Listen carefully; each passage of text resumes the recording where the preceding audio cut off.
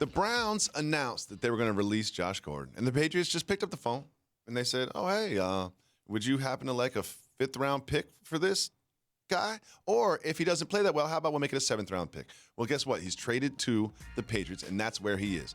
Josh Gordon's obviously had a troubled past in terms of getting on the field and suspensions and all the litany of things that we know about.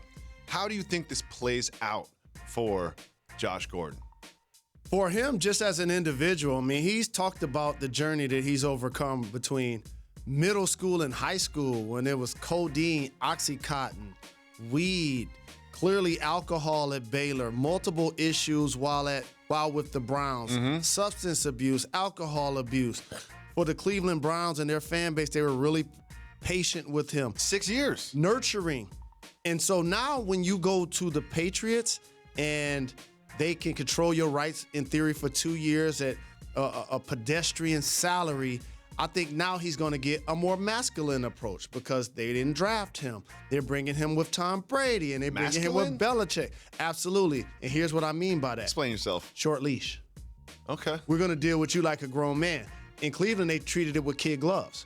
We knew that he's one of the most productive receivers when he was healthy. So much so, the only other guys that had as many receiving yards in a game as him are Julio Jones, Antonio Brown, and Odell Beckham. So therefore, we're going to try to do whatever we can to get you back on the field. That's not going to be the case in New England because now they're going to say, we're bringing you in. Tom Brady's only completing 37% of his passes to receivers. That's the second worst in the game. If you can't get it done, then they're going to release him. Now, that's the low risk. The high reward, this dude could be like a Randy Moss for them. I mean, we've seen it, but Randy Moss was coming in sort of like on the tail end of his career and was sort of troubled in the off-field stuff, kind of ridiculed, but he was on the field playing. Let's take a look at what Josh Gordon has done in his tenure at the Browns. These are the games that he actually played. 16 games first year, 14 games, 5 games up, then he's suspended. And then he's suspended and not playing. There's 2 years where he didn't play.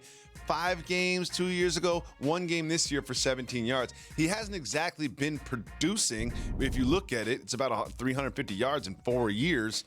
What makes you think that the Patriots can just kind of snap their fingers and change his behavior and get him out on the field producing? They're not going to snap their fingers. They're not going to change his behavior. He's already come out and talked about the behavior being changed.